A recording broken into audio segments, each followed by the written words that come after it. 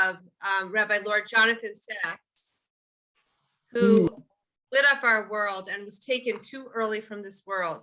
And he was just a remarkable person. I know a lot of you have read. In fact, many people in my neighborhood here in Jerusalem are very close to him. So they're having an evening of memory tonight for him. But he was such a remarkable light in so many ways. But just one thing that he did that was so incredible is he had cancer. He knew he was dying. And he prepared 2 years worth of Divrei Torah. So he wrote 2 years worth of the Torah portion of the week for 2 years so that his learning would continue after he passed. So he lit us up with so much, but there was one story told by the beloved journalist Sivan Rechav Meir, who lives here in Jerusalem. She's she was like the Katie Couric of Jerusalem, and then she became an observant Jew. And she remained, by the way, Katie Couric just revealed that her mother is Jewish. I don't know if anybody read that. I saw that. It's funny. I don't know why it took her so long to reveal it. But Sivan Rechav Meir, who is a very interesting woman who became an observant Jew herself here in Israel, she wrote a piece, and I don't want to leave this group. So is there any way you can share the screen with the email before we go to the actual class? Yes. And somebody can read. This is told to Sivan Meir, and she wrote it down about Rabbi Lord Jonathan Sachs, and I thought it was a beautiful piece. For those of you who have read it, for those of you who haven't read it.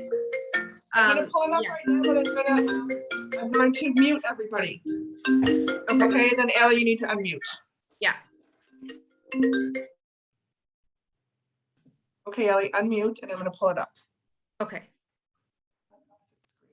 This is just a quintessential Rabbi Sachs. He was a towering intellect, unbelievably knowledgeable about all areas of Judaism and culture and academia, and yet he had something to say about what really matters. And I thought it was so powerful. So we'll share the screen just with the email. Sorry, give me just a second.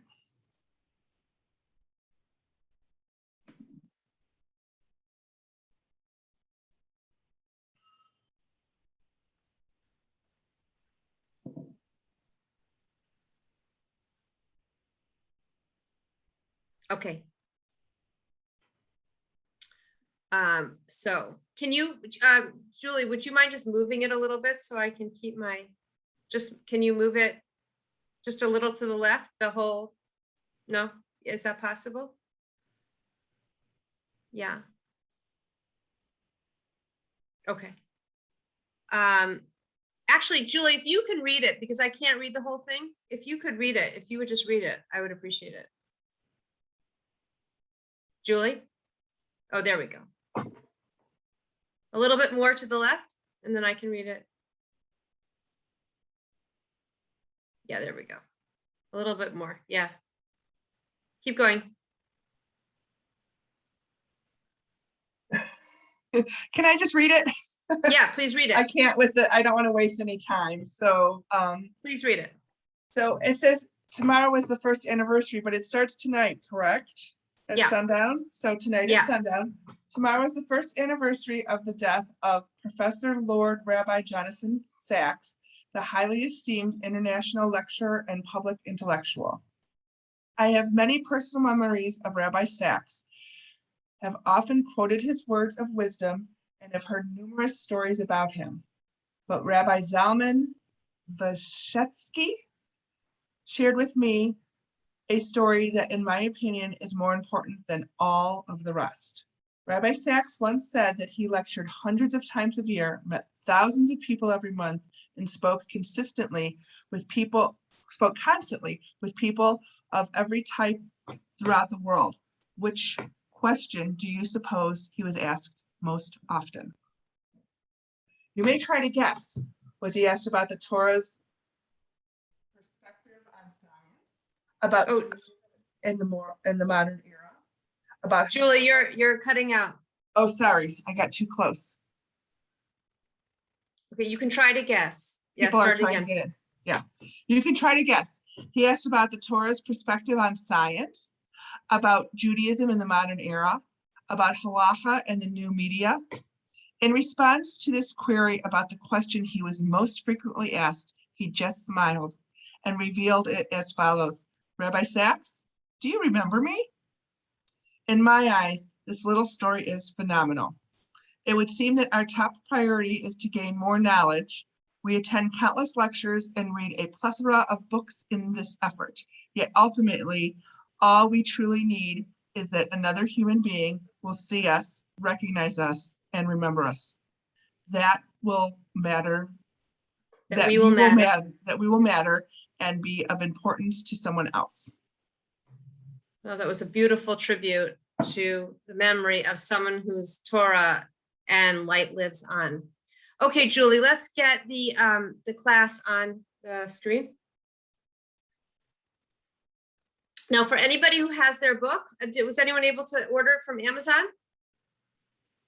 So for anybody who was not able to order from Amazon, I'm suggesting that you get the Koren Pirkei Avot. You can order it on Amazon. It's called the New Worth Edition, but the publishing house is Koren, Koren. You'll see it on You'll see it on Amazon. It's a nice little green book, and it's just very succinct, and it was translated by Rabbi Sachs. So we're going to our very beginning, and I'm going to just go right to chapter 1 and just review a little bit, not so much the history of the Mishnah, but and what it is, because we talked about it at length last week. And if you want to learn more about the history of what it is, you can go. Oh, it hasn't come yet. I guess that's because the shipping crisis is a little bit loopy, or a lot loopy. But if you want to hear more about the history of the Mishnah, go to the class last week. But I want to take apart the words themselves from the very first of our Mishnah, because buried in the words are some fundamental principles about what we're about to learn. Not just what we're about to learn, but the mindset with which we're going to learn it, and understand what's happening here, what was happening historically, and what is the mindset that we're going to learn the ethics from our Mishnah. Mishnah preceded the Talmud, but as you know, the Mishnah and the Talmud are all laws. They're all the laws from Sinai. They're all the laws from Sinai, except for one book buried in the Mishnah called Ethics of Our Fathers, called Pirkei Avot. And this is the book of ethics, of relating to the times we live in, which can be so confusing, so topsy-turvy, so hard to know if what we believe is right, if what we believe is appropriate. How do we know right from wrong? Every culture thinks that it has a grasp on truth in its time. So how do we live lives of clarity? We spoke about a beautiful, beautiful piece in the Talmud last week of an upside down world. In Hebrew, it's called Olam Hafuch, an upside down world. That one son almost died, and he almost went to the next world. And his father said, "What did you see there?" And he said, "I saw an upside down world. What was right was wrong. What was wrong was right." And the people who were bigwigs in our world, were Julie, what's going on? Julie? I'm just putting it up as a single page. It'll be right back. Okay. It's an upside down world. And the rabbi, his father, said, "My son, you've seen it clearly, because the very nature of the world that we live in is confusing. It is very, very confusing." So I think of Pirkei Avot as a ray of light, that the ethics that we learn are like anchors. They're pieces of truth in a world where it's very, very hard to know if false is true, if true is false. So to me, this book that's great. Leave it there, Julie. To me, this book is golden, and it's an incredible, what you had there was perfect. Yeah. Okay. So it is truly a a tremendous gift to learn Pirkei Avot, which is why I teach it again and again and again. Now, I don't have the Hebrew in the work in our sheet, but I'm going to read it in Hebrew from the book, because I think it's very important to hear it in the Hebrew and get a sense of what some of the Hebrew words are telling us. Moshe kibel Torah miSinai. Moses received the Torah from Sinai. By the way, the very first verb that's in Pirkei Avot is the word kibel. Moses received the Torah from Sinai. It's the same word as Kabbalah, which means receiving, almost like a cup. We all know that when a cup is full, you can't pour anything in the cup. But the emptier the cup, the more you can fill inside of it. And Moses was like an empty cup to experience the light and the wisdom of the Torah. He emptied himself of himself. In Hebrew, the word for that is to be mevatel oneself, to nullify oneself, to nullify what I think is right, what I think is ethical, what makes sense to me, what I want, what my desires are, and to nullify and to make room for other. I mean, it really, we see that even in the male-female relationship, we see that there's a mikabel, there's a receiver, that is the woman. She's built, her genital organs are literally built, what's the word? Concave, to receive. So she's called the mikabelet. It's the same word as kibel, Kabbalah. And the man is called the mashpia. His organs are external. He is the giver. It doesn't mean that the woman isn't the giver, but on an anatomical or even spiritual level, because the spiritual really mirrors the physical, a woman is called a mikabelet, a receiver. She's built to receive. And so so Moshe kibel, Kabbalah, he received the Torah from Sinai. This is so important. Everything in Judaism is rooted in the fact, in this moment of receiving the Torah of Moses, not of God giving a Torah that Moses receives. And then the next words, Masara LeYehoshua. Moshe received it, Masara LeYehoshua, and he entrusted it to Yehoshua. Misaraha means he literally entrusted his trust to Yehoshua. He didn't just give it. If I give something to you, right? If I give you a beautiful outfit, you can do what you want with it. You can wear it all the time. You cannot wear it all the time. It's yours to do with what you want. But if I transmit or entrust something to you, then I'm entrusting that you will use it the way it's meant to be used, and you'll pass it on just so. Now, the reason I'm saying this whole thing is because it really is a very, very bizarre way to start the book of ethics. But what it's telling us here is the Torah is from God. Moses received it from God. Joshua was like the sun. Joshua was called the sun, the moon, and Moses the sun. Joshua's ego wasn't independent from Moses. He received the light of the sun, and his light was what emanated from the light of Moses. He received what Moses gave to him and transmitted it, Masaraha, to the elders. And the elders also entrusted it to the prophets. Boom. At that moment, you wouldn't know this from reading it just like, superficially, but at that moment, and the prophets transmitted it to the men of the Great Assembly, you have a great crisis in Jewish history. You have an enormous crisis in Jewish history, and we spoke about it last week. Judaism began at Sinai. Judaism began 4,000 years ago with Abraham and the matriarchs and the patriarchs, and then ultimately the revelation at Sinai and all the miracles of the desert and all the miracles that led them to the land of Israel and the miracles of Joshua and the elders vanquishing the land of Israel and splitting it amongst the tribes, and then the era of the prophets of Shmuel and the eras and all the the great prophecy, the era of prophecy. And then something happened. The Jews were exiled from their land 1,000 years after receiving the Torah. They were exiled from their land. The temple was destroyed and prophecy was destroyed with it. So the reason this is so important is because right in the middle of our Mishnah, there was a massive, massive crisis in Judaism. Everything they knew about God, super powerful, transcendent, you can feel him. You knew what was right. You knew what was wrong. Prophets told you what was going to happen in the future. It was a very passive religion.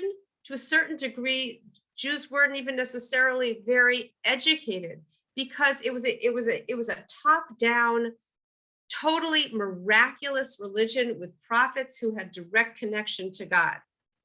And at a certain point in history, when the Jews are exiled and the temple's destroyed and the Jews are exiled to Babylon, and then a few come back in the Second Temple era, which is when Pirkei Avot is really written down, in the middle toward the end of the Second Temple era. And after that, it's a totally different religion, but totally the same. And that's what we talked about last week. It was the massive pivot of Jewish history from a religion of the temple and sacrifices and prophecy, and you knew what to do because the prophet told you what to do. And all of that was over. And by the way, it doesn't share this with you. It's very, very brief, but the persecution, the destruction of the temple was close to a Holocaust in devastation. So there was an enormous feeling of, is the covenant over? Is the bris over? Have we been rejected? And by the way, just at that time where the Second Temple is ending and Pirkei Avot is being transcribed, and the Mishnah is being transcribed after the Second Temple is destroyed, Yehuda Hanasi, who was the great rabbi who ultimately chose to write it down, the Mishnah, because it was meant to be experienced orally, passed on orally from teacher to student, passed just like that word masraha, passed with care and exactitude. But at a certain point, Yehuda Hanasi says this has to be written down because there is so much persecution and we're being flung in exile all around the world. And there was a sense that that the covenant had been broken. There was a feeling of despair. In fact, just around this time in history, Christianity pops up. This is just about, which is really about, when you think about the word, the New Testament, in essence, what the New Testament was testament to is, guys, you were the chosen people, but now there is a new covenant. And Israel is, and the old covenant is no longer. So it was a time of terrible devastation. And yet there was the great pivot. And that's what's buried cryptically in this text. When it says Moses received the Torah from Sinai, from God, he masara, he entrusted it to Yehoshua, who entrusted it to the elders, who entrusted it to the prophets. And that whole span of time, Judaism was a very miraculous, prophetic religion with the temple at its center in the land of Israel. The Jews lived in the land of Israel for 1,000 years. And then boom, crisis, devastation, prophecy over, temple destroyed, Jews exiled, terrible devastation. And what does it say? The prophets entrusted it to the rabbis, to the Anshe Knesset Hagadola. And they said 3 things about the transmission of Torah. And that's what we're going to learn today about the things they said. But in essence, what this is saying here is that the men of the Great Assembly, the rabbis, they did something really remarkable. They held on to everything that was. They didn't change anything, but they creatively adjusted themselves to the times that they lived in. And they created they kept all of biblical Judaism, but they created a religion that was reflective of the reality of not living in the land of Israel anymore, of not having prophecy anymore, of not having a temple anymore, of not having the high priest anymore, of not having the sacrifices anymore. And all of a sudden, new things start to spring up. The prayer book, the Siddur, the idea that the home is the center of Judaism, that universal education, that everybody should get educated, the centrality of learning Torah. So you have all these new things, the idea that your home is your temple. There's no temple in Jerusalem anymore. Your home is your temple. And so learning, the centrality of learning Torah, they changed the religion while maintaining it 100%. And I think that's what's so incredible about Judaism, is to preserve and also to be innovative. It's like to maintain what was, but to be absolutely innovative in applying it to the new reality. And by the way, you see in Israel today that a lot of that is happening now. That now, when the Jews finally, there were always Jews in the land. For 2,000 years, there have always been pockets of Jews in the land. But when Jews came back en masse, all of a sudden now we're back in the land of Israel. So many, many laws apply now. And so we're constantly talking about how can you take exactly what is, not change it at all, but make it totally modern and relevant to changing times. So that's what's going on here. That's really, it was called the Great Pivot. It was preservation, maintaining what was, because again, we have here Sarah. They entrusted this precious trust from one miraculous era to another, and then boom, when blatant miracles no longer are, it's now what's called rabbinical Judaism. And rabbinical Judaism is when God is less super involved, but when human beings are more involved. Human beings are learning more, and they're more creatively applying through learning Torah. They're creatively applying Torah knowledge, what was to what is now, without changing a thing. So it's incredible what happened, and we have to understand that just like Moses got the Torah from Sinai and transmitted it to Joshua, our ethics are also from Sinai. That's also what it's saying here. What it's saying is, just like our laws are from Sinai, our ethics are from Sinai, because we're going to learn a lot of things that you could see in like a self-help book. It like, be deliberate in judgment. Who shouldn't be deliberate in judgment? Who shouldn't do that? But these ethics, they're also from Sinai. So basically, what I quoted Rabbi Yitz Greenberg here, that the Torah of Moses is transmitted in every living generation. In other words, we're all responsible to live it, to obey it, and also to creatively carry it through to the realities that we face today.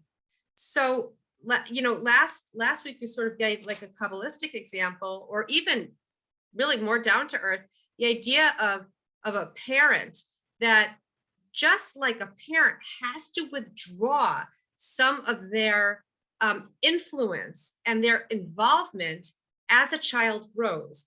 When a child is a baby, the mother knows what goes in, what goes out. She knows everything about the child. She's totally involved with the child. Now, if the mother extends that degree of involvement to when the child is 32, then you have, some serious neuroses and problems, right? So what does the mother have to do? She literally has to constrict herself in order to make room for the growing child to exercise his free will and free choice.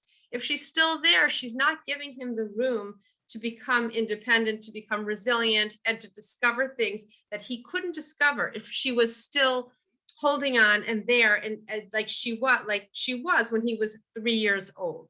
So this is also the idea from Hashem, from God, that originally in biblical times, and even when the 10 plagues and entering the land of Israel, God's involvement was very hands-on.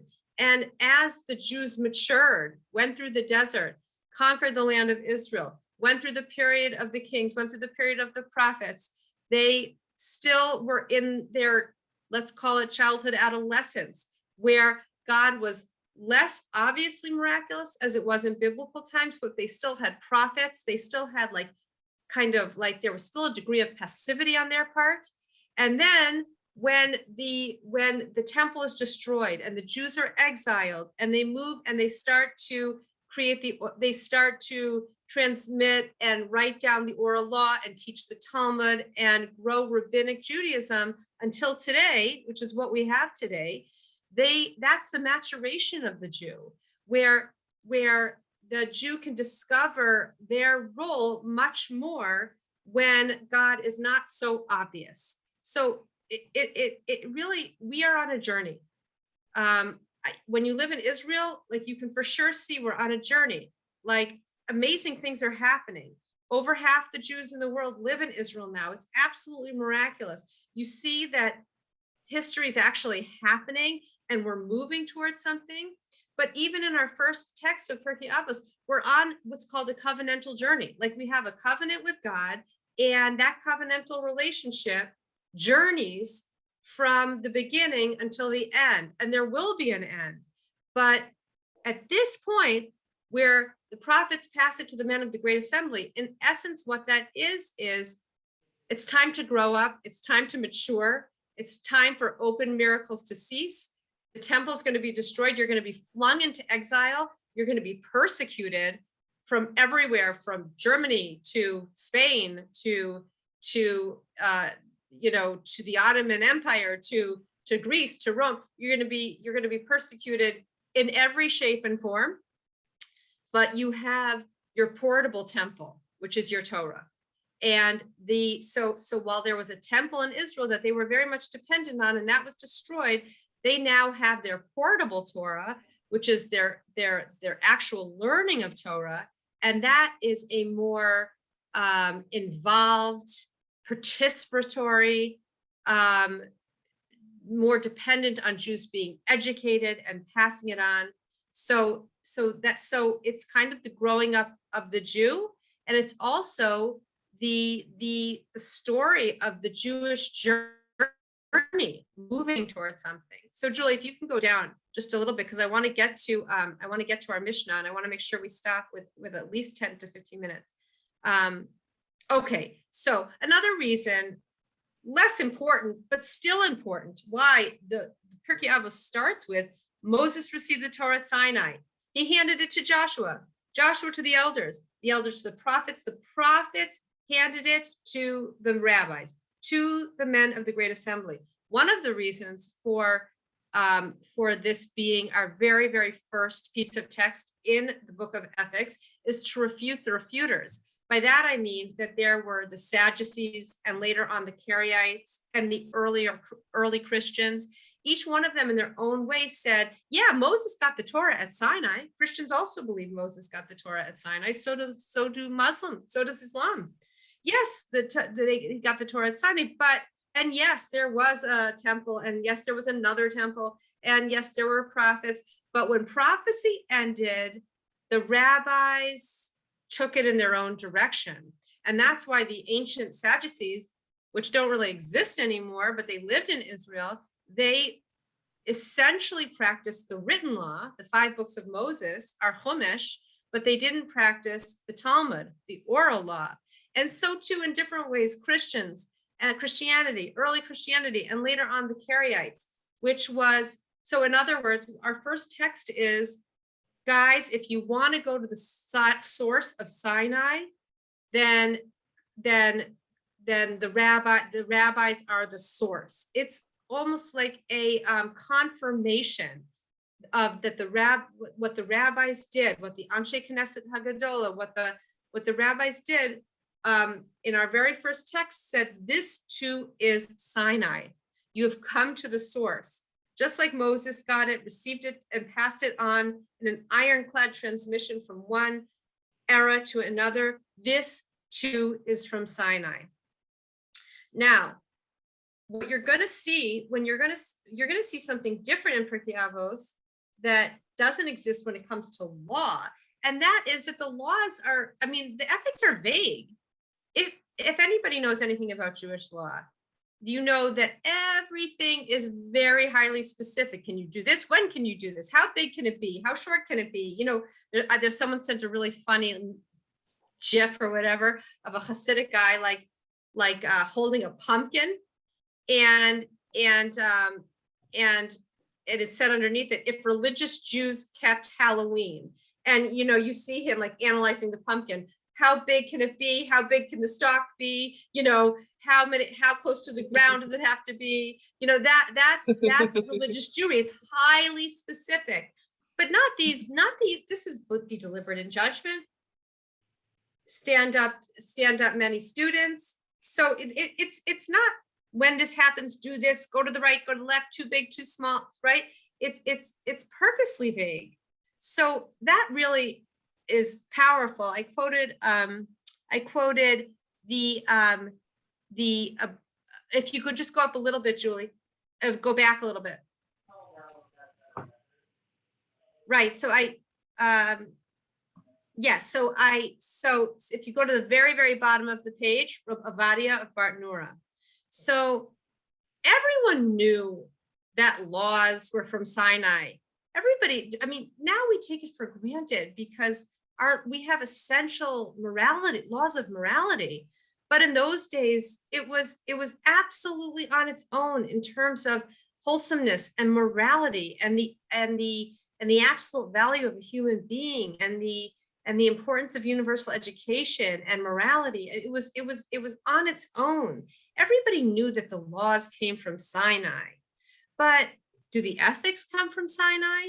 Yes, they do. Just like it says a vague greet everyone favorably, which in essence means, we're going to learn about it later. It's in the 15th Mishnah. But in essence, what that means is, regardless of your mood, regardless of your feelings at any given time, you are obligated to smile at people that you meet.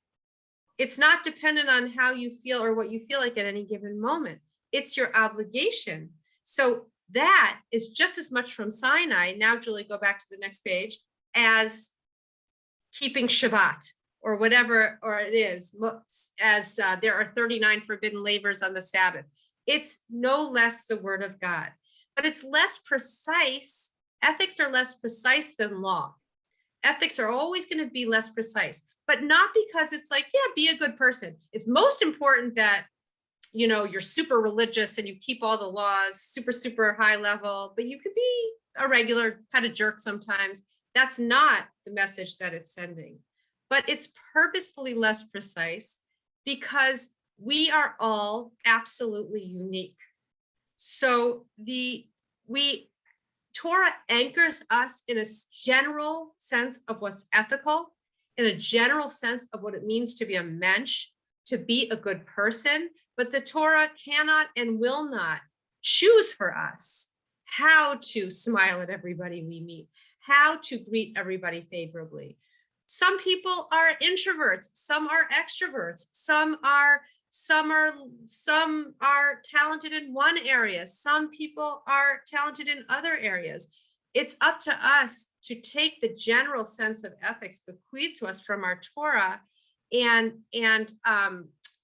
manifest them in our own unique way. So laws are specific, ethics are general, but that doesn't mean they're less important. It means that the Torah cannot, will not, does not want, so to speak, to choose how we're going to manifest them. So when we learn the three, right now for the next 13 minutes, we're going to learn the first 3 points. They're all about this idea of transmitting what Moses received a Torah into every living generation, every unique generation. But it's a living Torah. So even though some of it is legal in nature, it's going to be completely relevant. This is what I love about Pirkei Avot so much.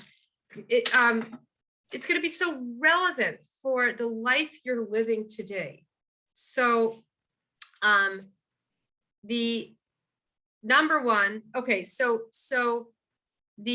I just want to go back to one thing that Rabbi Zweig said, Rabbi Yochanan Zweig, who's a great rabbi who lives in Florida right now, is one thing about the transition to the rabbinical Judaism from a degree of a Judaism of prophecy is that everyone knew what was right and wrong with prophets. The danger of rabbinical Judaism is that we're connecting to God through ourselves, through our own knowledge.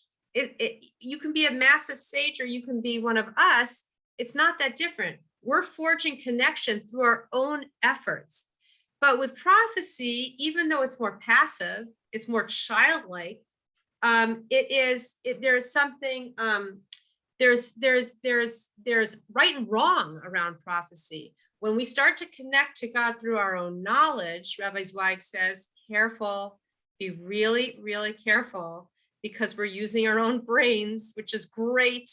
And we're using our own efforts, which is great. And we're inspiring ourselves through our own efforts, which is great. But, and this is very relevant to the times that we live in, because we're initiating it, because we're experiencing God through our own maturity and our own proactivity, it's easy to feel like we're at the center.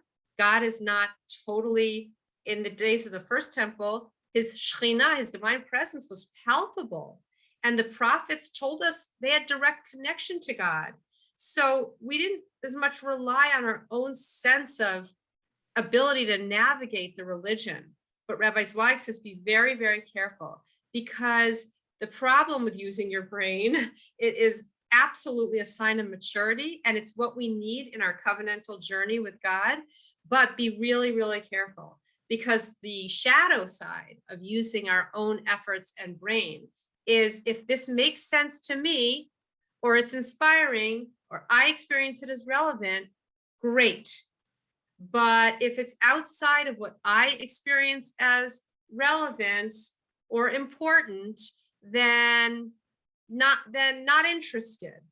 Be very, very careful, Rabbi Zweig says, with rabbinic Judaism, which we've had for 2,000 years, even more, because by the middle of the Second Temple, prophecy was basically over, or even in the early years of the Second Temple, prophecy was very weak. So for over 2,000 years, let's say for 2,400 years, we've relied on our own ability to learn Torah, apply it, and pass it. The shadow side of that, Rabbi Zweig said, is it's very easy to create God in your own image. I like this, so I'll do it. I don't like it, so I won't. Now, it doesn't mean you have to do everything, but it is important. We've talked about this so much in the past. There's something called intellectual honesty. So you might not be ready or even wanting to do something, but that doesn't make it not true. And I think that's what's the most important thing. It's intellectually honest to say, I can't incorporate this into my life right now. I'm not sure I ever will be able to, but that doesn't mean it's not true. As opposed to, because I don't want to do it, I'm going to almost satirize it, because, and we're going to learn, this is very important with our first piece of advice from our sages about being deliberate in judgment. When I don't like something, I satirize it, I objectify it so I can make fun of it. We do this all the time. If we don't like a certain group of people, we can't just directly hurt another person, but if we objectify them and we kind of satirize them, then we can do what we want. So it's very important, Rabbi Zweig says, to remember that it's a sign that God wants more involvement from us.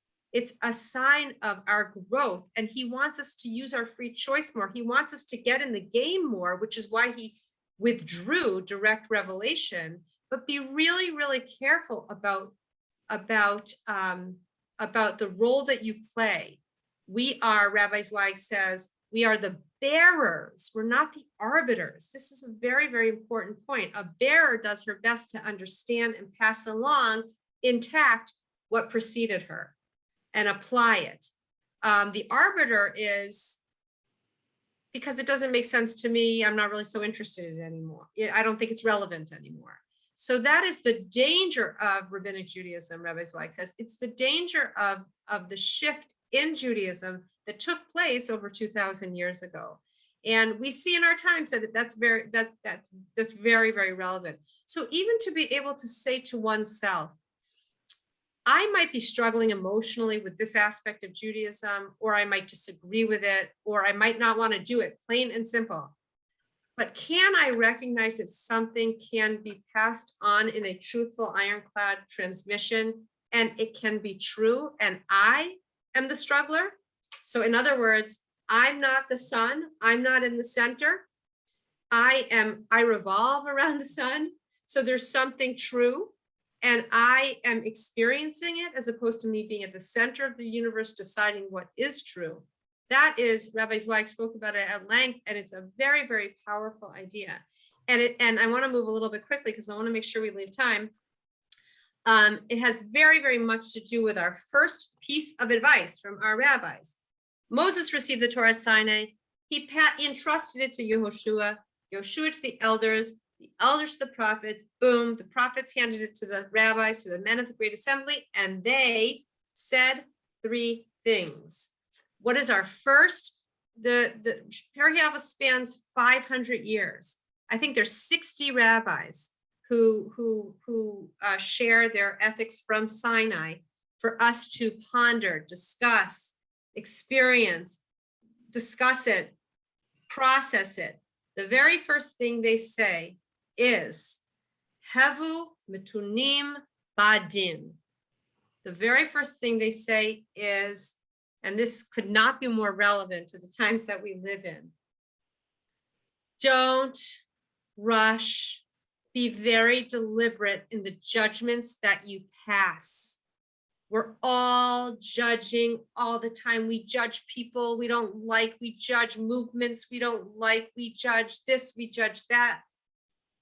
We are very quick to judge.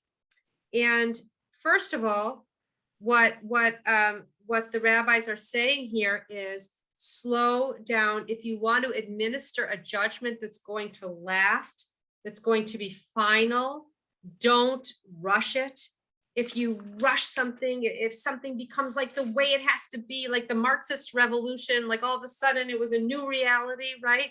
Then ultimately people will rebel against it, and it will not last. It's not lasting. So really, if anybody has the book, the word is metunim. Metunim means careful or deliberate, but it can also be read netunim, which means be the subject of your judgment. Okay, what does that mean? Whenever you want a judgment to be a certain way, whenever you want to be right, you satirize the other side. You kind of make light of them. You don't see it clearly. It happened to us last night, or a few days ago. We got a call from, so we live there. If you have all these stairs to get to our house, so they're like it's like a layer cake. So we have the back of our house. Is the front is there's another apartment, and they're on top of us. So it's very, very close. And we have this upstairs back porch, and I put pretty lawn furniture there, and I made it really nice. And I took my lawn furniture from America, and I got a pretty rug, and it's like a really cool hangout spot. And and I made this really just nice, super nice hangout spot. So the family told us they wanted to talk with us, and they wanted to speak with us, and they had given us a hard time about our furnace. So and somebody told us, oh, they're always finding fault. So already we're negatively, what's the word? Inclined toward them. They asked if they could speak with us. Oh, we're in trouble. And I actually went to my Google Translate, just to make sure I got the Hebrew right. And I looked at my Google Translate, and I wrote in my Google Translate, we're new immigrants. Anachnu olim chadashim. Like, would you I find it, and I'm writing this in my Google Translate to make sure I'm saying it right. I find it very upsetting that you're welcoming us like with complaints about what we should do. Like, that's our beginning. So already David and I had sort of like satirized them as crazy and neurotic and finding fault. And they get to our house and they're nervous and they say to us, look, and we're sitting in our living room and you can see the front of our house, which is a beautiful deck with beautiful trees, very, very private. And they said, look, you have this beautiful space, but your back is our front. And it's the only space we have to be quiet, to enjoy the outside. And when there's a ton of noise, or, even when we feel, people see us, we feel we've lost our privacy. So all of a sudden I was able to move to natunim. So it says, havu matunim badin, but you can also read it, which means be deliberate in judgment. But you can also read it as be the subject of judgment, which basically means put yourself in their shoes. So I did. I was preparing for this class. I said, havu natunim badin. Let me be the subject of this. Let me imagine that my only outside area was this one area, and people moved in and they made this fun like little pad, and people are hanging out there and it's loud and they can see me, and I lost my privacy. So ultimately we're figuring out how to handle it. But the reason I'm bringing up the whole story is we went from satirizing them, like, oh my gosh, they're like these kvetchers.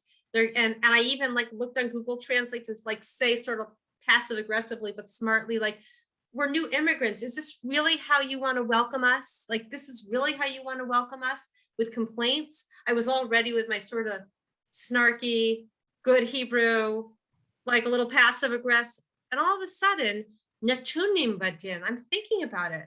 Gosh, how would I feel if I had this one private area? So and then it was, and now I feel like I had lost it. I was always worried that there was going to be a lot of noise, or that I was being kind of watched, because you can literally see them from this back porch. So the point here is that any judgment, whenever people make judgments that are not deliberate, where they actually go through a process of putting themselves in the shoes of the ones that they're judging, that judgment will not last, and it will cause tremendous suffering. And I think you see today in our culture, where there's so much quick to judge, where people are blasting people on social media, and they're satirizing. You say one wrong thing and you're satirized, you're judged, you're made fun of, your reputation is ruined. We live in a culture where reputations are ruined in a moment. If you say one wrong thing, or you said one wrong thing, your reputation can be destroyed with one click of one post. That is the antithesis of havu matunim badin. Be deliberate, be slow. Do not, this is a little bit different, but I'm just gonna, because I want to move a little bit quickly, I'm only going to talk about it like that. Read it as natunim. Havu, be natunim, be the subject of your judgment. If you're going to judge against somebody else, then make sure you put yourself first in their shoes. I literally imagined, oh, wow, I didn't even think about it. My back porch is their front space. It's their only space. The way I love my front porch, and I seek refuge in it, and I daven there every morning, and I have coffee there every morning, and I just hang out in my pajamas, and I know no one's watching me, and I know I don't have to hear anybody else. That pleasure that I get, we are to a certain degree taking from them. So I'm not saying that we're not going to keep our lawn furniture, but whatever din we come up with, and we're actually going to go to our rabbi because we want to make sure we're doing the right thing. Whatever din we come up with, it has to be not only deliberate, where you weigh, but you actually are natunim, not just matunim, but natunim. How would I feel if? And you know, it's it could not be more relevant in our culture, where judgment is rendered in a flash, where reputations are destroyed in the time it takes to click your finger on, you know, and send a post. We are losing all deliberateness in judgment, and that is the number one piece of advice that our sages bequeathed to us at the beginning of Avos. I want to just go really quickly, Julie, just go down real quickly. I think I won't even speak about the last one because I want to make sure we leave some time. I'll just speak about raising many students. And just again, you need the Hebrew to really, really understand and appreciate it. It doesn't say raise up. To raise is legadel, but it doesn't say to raise. It says ha'amidu talmidim harbe. To ha'amidu comes from the verb la'amod, which means to stand up. Stand up many students. First of all, I think that just on the simple, not even simple, but something so profound. I saw it on like a Instagram post or something that somebody sent me, but it's so profound that a leader doesn't lead by showing everybody how incredible he is or she is. She leads by showing everybody how incredible they are. This is such an incredible idea that true leadership doesn't come from being fantastic. It comes from creating a sense of others, that they are fantastic and they can do it. And I just want to reference the term ma'amidu. Stand up many students. First of all, on the most simple historical level, this was about universal education. When we moved from prophecy to the rabbinical era, there was an attempt to keep an elite academy. Rabbi Gamliel, he had an elite academy where in order to be in the academy, your outsides had to be like your insides, so to speak. That's what the Gemara says. The Talmud says you had to be fantastically learned, and also your ethics had to be stellar. You had to be absolutely fantastic. And came along the sages and said, no, we need every Jew to be stood up. We literally have to stand people up in order to create many, many leaders. This is not like an elitist academy transmitting truth from Sinai until today, but it is the heritage of every single Jew. But I just want to end by the concept of ha'amidu, to stand people up. The absolute best way to counteract anti-Semitism is to be proud yourself. This is so important. When you're not so proud yourself, you might get very angry and unhinged by the anti-Semitism that you experience. But when you know who you are, then it's almost like, do you have to combat it? Yes. Do you have to fight it? Yes. But it doesn't impinge or hit who you are. One of the reasons, the whole issue of let's say Ben and Jerry's is so upsetting is because so many Jews themselves are so uncomfortable with their identity. So ha'amidu, stand them up, means make Jews proud to be Jews. If they're proud to be Jews, they're going to handle what comes their way. There's an incredible story that I read from Rabbi Irving Bunam of the editor of the Forward. He was a religious Jew, in the 30s or something like that, and he had a very thick accent. He was from Russia. He had a very, very thick accent, and there was a New York City Council meeting, and one of the very high level heads of the city council, non-Jewish man, he gets up and he says, of course, this is not the times that were, and this was the 30s, where everybody wanted to be American, and that was how you succeeded. So the man says, I will not have somebody with such a thick Eastern European accent telling us what we're meant to do in this great city of New York. And the editor of the foreword says to the man, he says, I understand what you're saying. Tell me who you are. And the man says, my great grandfather was secretary to Abraham Lincoln himself. And the editor from the foreword says, well, that's very impressive. But I want to tell you that my great grandfather was the secretary to Moses, was Moses, who was the secretary of God himself. Right? I want to tell you that my great grandfather was the secretary of the Almighty himself.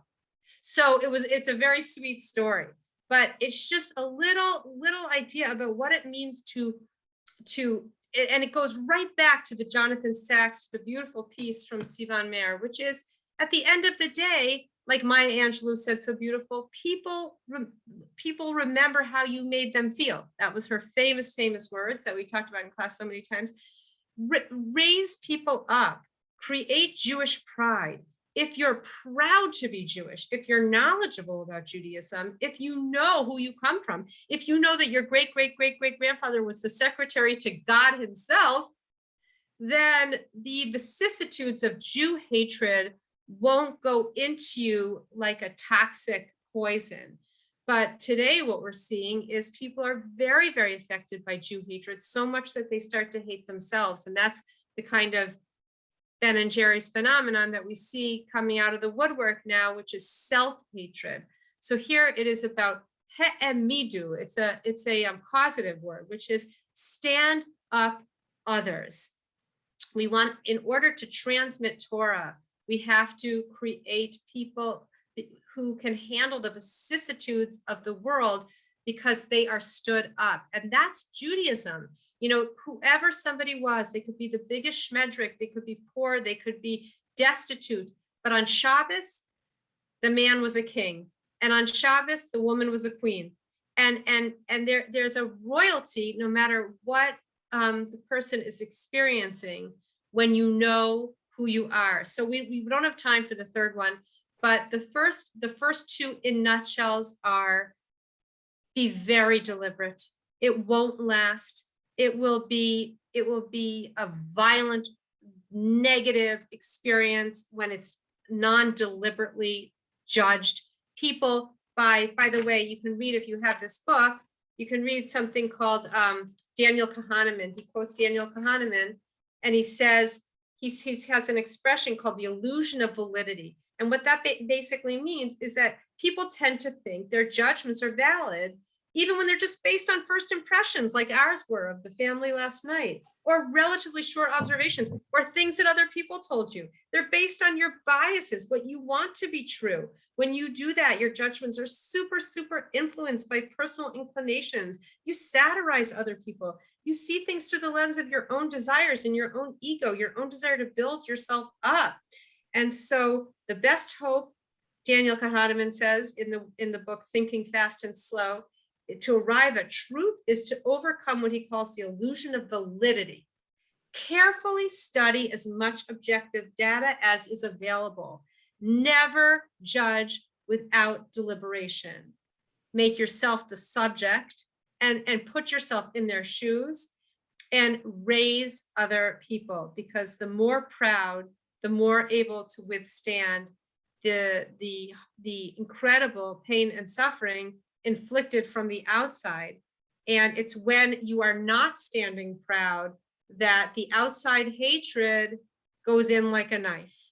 So those are two ideas. It's also about universal education. It's about other things, but I wanted to just bring up modern ways to understand these two very important pieces of wisdom from our sages.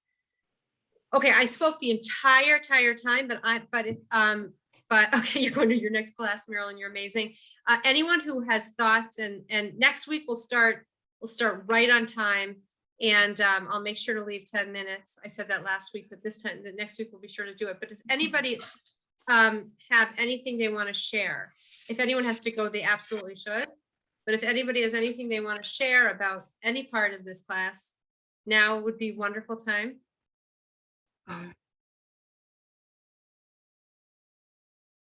Renee, were you raising your hand? Good to see you too, Gail. So good to see you. Who was raising? Can you hear me? Yeah, Renee, are you talking? Yeah, yes, I can. Can you hear me? Yeah. Okay, it says mute, but you can hear me. I can hear you. Can everyone else hear her? Yeah. Okay. It was a very good class, Sally, and you said a lot of things that make me think about things that, that have happened in my life or are happening. And when you were speaking of your excuse me, of your issue with your neighbors, not exactly to your point of making these false assumptions and negativity, but I am very, very aware, and I say this as maybe a bit of advice to other people. My house is situated so I can see my backyard neighbor through my backyard, which is my bay kitchen window. And then when I'm doing my dishes at the sink, I can see my side neighbor's backyard. And I make it a point not to mention anything that I see when she walks her dog in the backyard. I don't say, oh, Bailey looked really good today, or how come you're limping, or make any observations. When I see the kids playing on the side yard, I never say all the good things I want to say. Oh, look, they were playing soccer with their dad. How cute. Because I do not want them to know that I saw it, that I don't want them to feel watched. Even though I'm not doing it on purpose, I see it, and I just don't want them to become self-conscious about what they are doing. So I'm very, very careful not to ever allude to anything that I have observed. And I think that serves me well. I mean, sometimes my husband wants to make a comment, and I said, no, I don't want them to feel that, we saw them. You can't help seeing them. I'm not staring, but I just don't want them to know that. And why? Why do you? Because I want them. Do you not? Because I want them to feel that their space is a private space, and there's nothing they can do about the fact that they're exposed. There is no brick wall between us. I see their yard, but I don't want them to know. It's not that they don't know, but I don't want them to be aware that they can be seen every second, and then they'll become self-conscious and they'll wonder. I want them to feel that they have a sense of privacy on their property. That's beautiful. And I think I just want to make one point, because I think this is, Renee could say, like, that's just the right thing to do. And it is the right thing to do. But I think what's so important here is now, Renee, you understand, wow, this is like common sense, be a mensch, like regard someone's privacy, but it's actually rooted in Sinai. Now it's common sense. But these are the ethics that came from our tradition in a time where these ethics did not exist. Oh, I just learned, Hevu matunim badin, be deliberate in judgment, can also be read Hevu nitunim badin, which is put yourself in their shoes and think about how you would feel if. And so I'm bringing that up because, Renee, it's a very powerful thing to say, I do it because it's the right thing, but I also understand that it comes from a transmission from Sinai, that we're supposed to be natunim badin, that before we do anything, we should put ourselves in the position of the other person and say, what does it feel like to be on the receiving end? So you're not just a nice, like, kind of socially intelligent person. You're also living out something that was born in Sinai. They are the ethics from Sinai. It's a very, very powerful concept. Okay, but Allie, I don't disagree with what you said, except that is not consciously why I do it. It's not that I really was aware that Sinai gave this to me. It just comes from me. There is nothing in my background that taught me that. It's just how I feel. I always put myself in someone else's shoes because I feel so often I am not, even with my husband. I mean, there's so many things that he will say, and I'll say, you know, Terry, you're 6'1", you're 175 pounds, I'm 5 feet, 115, 16, 18 pounds, whatever. You think that's easy for me? It's not. And just, I wish you could live in my shoes, as I wish I could live in your tall shoes sometimes, and know that, you know, I just think that, to me, that is common sense. But if it's rooted in Sinai, then it's rooted in our DNA. I don't know what to tell you. It's not something I feel that one needs to learn, whether you're Jewish or not Jewish. I don't mean to be offensive. Right. No, and there's no, it's not offensive. These are also universal ethics, but what's one thing that is important is when you understand that it has the weight of Sinai to it, a person can say, even when even when I'm not in the mood to be natunim badin, I have to be. Even when I'm not in the mood to smile, I do. So Renee, you happen to be someone who by nature puts herself in the shoes of others. But to move something from, it's a nice idea, it's a good idea, to this is the obligation of the human being. These are our ethics that are as weighted as our laws. So then it transcends your personality, your mood. You have to be matunim badin. You're obligated to be natunim badin, deliberate, to put yourself as subject in order to experience what they might be feeling. It's not dependent on if you're in the mood to do that or if you just happen to be like a good ethical person. So it's something to think about. But thank you for sharing that very significant story. Okay. Hi, Phyllis. I want to say something, and because I would like to, please. So in light of what you're saying, I think that if we go back to a lot of things we've learned at L'Chaim Center, we learn about that our neshama is breathed into us by God when we are born, and part of that is everything we ever need to know, which AKA Torah, and all these things that came to us at Sinai. So this is part of what came to us at Sinai. It's in us. And so when we say it's just part of who we are, it came to you in your neshama. It came to you from God. And you now have it at a conscious level. But these are things that you were able to tap into the light that you got without even knowing you got it. But you're taking those pieces and bringing them out. And not only were you bringing them out in your behavior, but now, thanks to this conversation today, you've taken it a step further. We have taken it a step further to bring it to our consciousness. So I find this incredibly powerful, and it makes me even more, well, I've been thinking a lot about that neshama. So, and how we get all that light into us, and how all the things we go through in a lifetime and the people we meet that help us to shine it out, every little speckle of that light. And that's what you were beautiful. Beautiful. Beautiful. My thoughts. Beautiful. Really, really important. That was great, Phyllis. Yeah, it's really in our important. DNA. In our DNA. Okay, hi, Katie.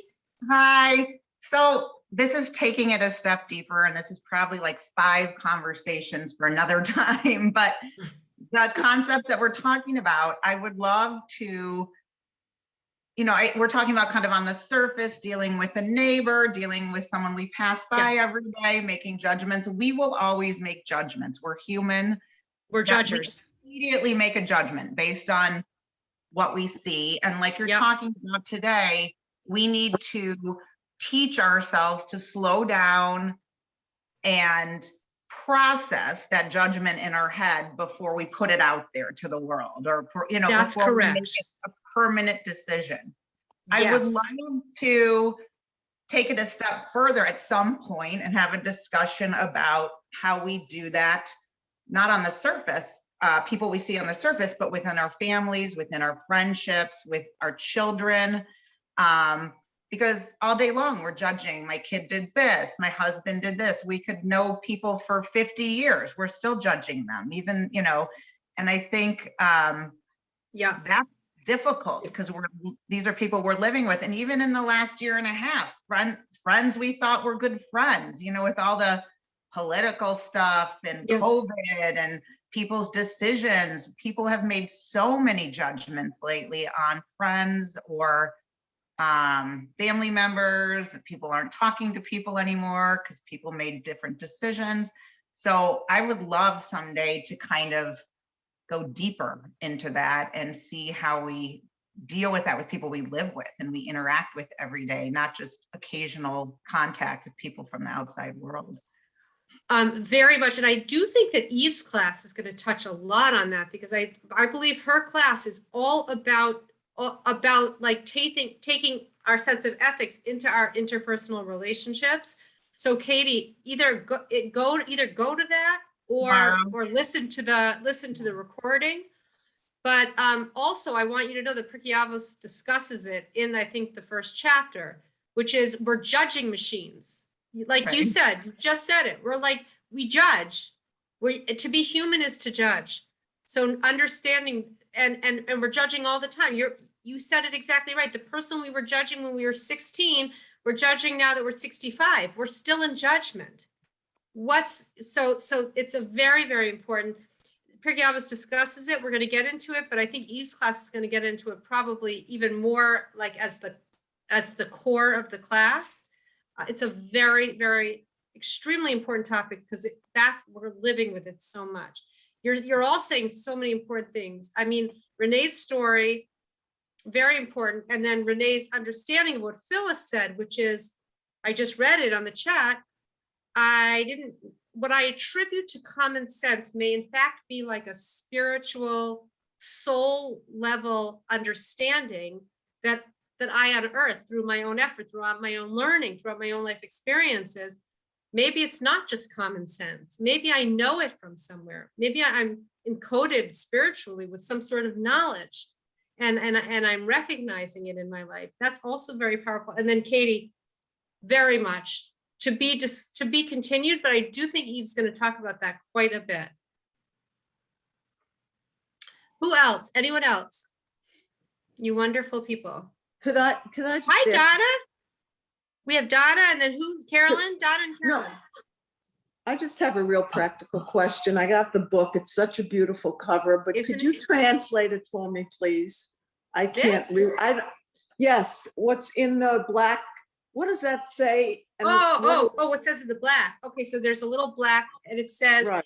Esa hi derech yeshara sheyarech lo ha'adam. What is the straight line, the straight path that a person should tread on, that a person should walk on? What is the straight path? That's why I go back to Pirkei Avot again and again, like who won't benefit from this?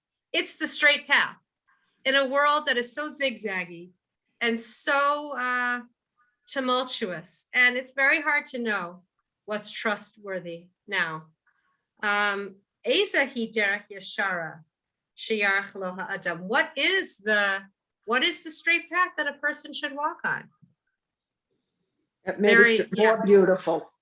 Yeah, really. And really. and the Hebrew above it, could you just that says Pirkei Avot, chapters of our fathers. Okay. And then it says Mehidaret Koren, which is the Koren publishing house, publisher. Okay. Thank you. So, hi, Donna. Hi, Ellie. Hi, everyone. Hi. I'm sorry, I've been eating through most of this. We were judging it. I was going to stop the video, but I really like to see it. Don't worry. So I just wanted to say that I found this really, really, I have studied this in the past too, through the years, long time ago, actually, but I found it very compelling. I found it very deep. I found that I'm a nurse, and so I have a lot of compassion and a lot of empathy. And I feel like what you've talked about today kind of feeds right into that.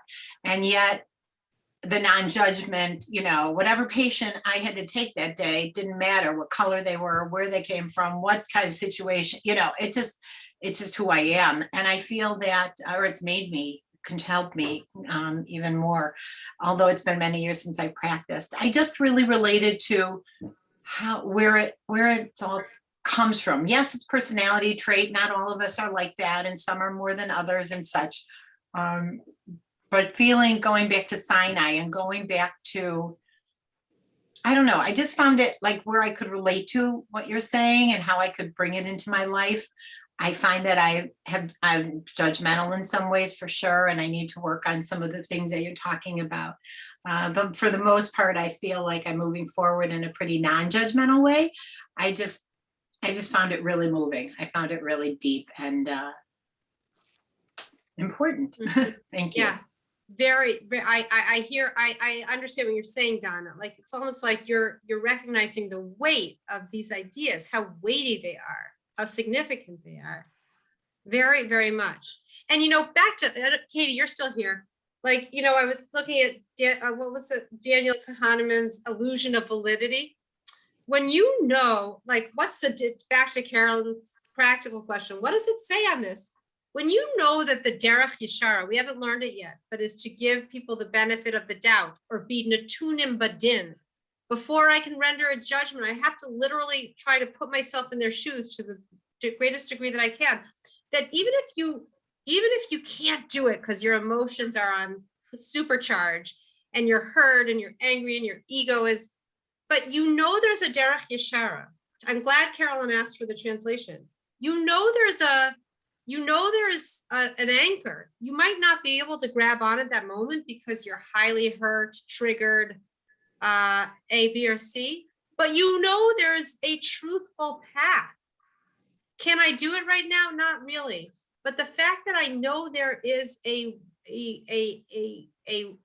truthful path, I kind of feel like that's what Donna's saying. Like, wow, this is like weighty. This is really significant. So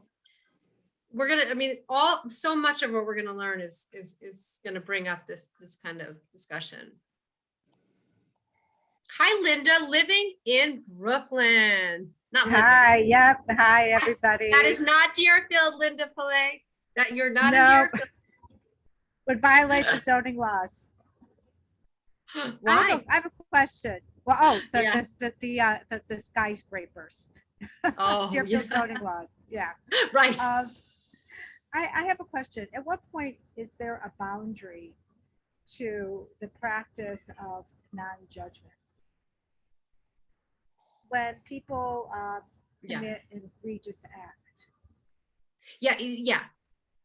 I'm sorry to interrupt you. There are boundaries. It doesn't mean we have to give everybody a benefit of the doubt. We don't have to give, God forbid, the evils the benefit of the doubt. But if someone has a basic record of humanity, there are very specific laws about benefit of the doubt. It's a whole lengthy discussion, but we don't have to give evil people the benefit of the doubt.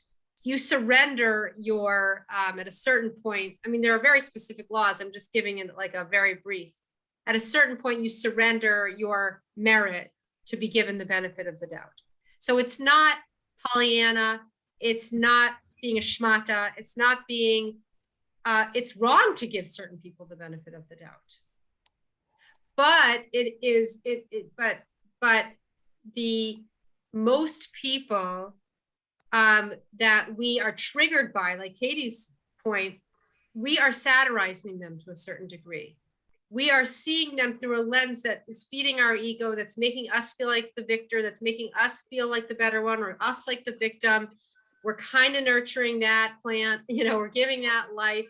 We're sort of comfortable in our victimhood. There's a part of us that actually wants them to be wrong. We almost don't want them to do the right thing. We're very complex. So that's when that has to kick in. But for all people, no. For evil people, no. You don't have to exercise your spiritual capacities with the Hitlers of the world, or etc.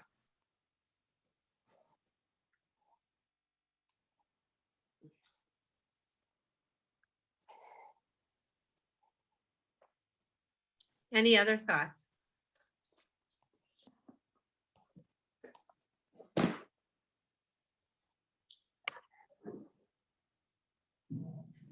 So this week, we kind of dwindled down, of course, because this is an hour, but the hangers on, we hang on.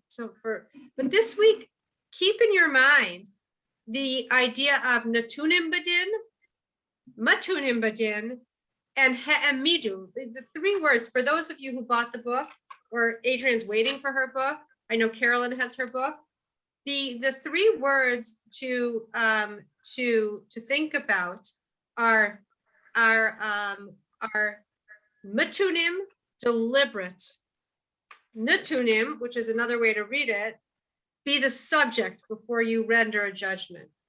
And v'ha'amidu, which is the idea of standing other people up. And also that pride is the source of resilience, especially as a Jew. The more proud, the more knowledgeable, the more impervious you are to the vicissitudes of the outside world. So those are just certain things to think about, to think about in your week. All right, everybody. Think May, trip in May, unless you're going on the momentum trip. Think coming to Israel in May. Thanks, Sally. All right, sending love to one.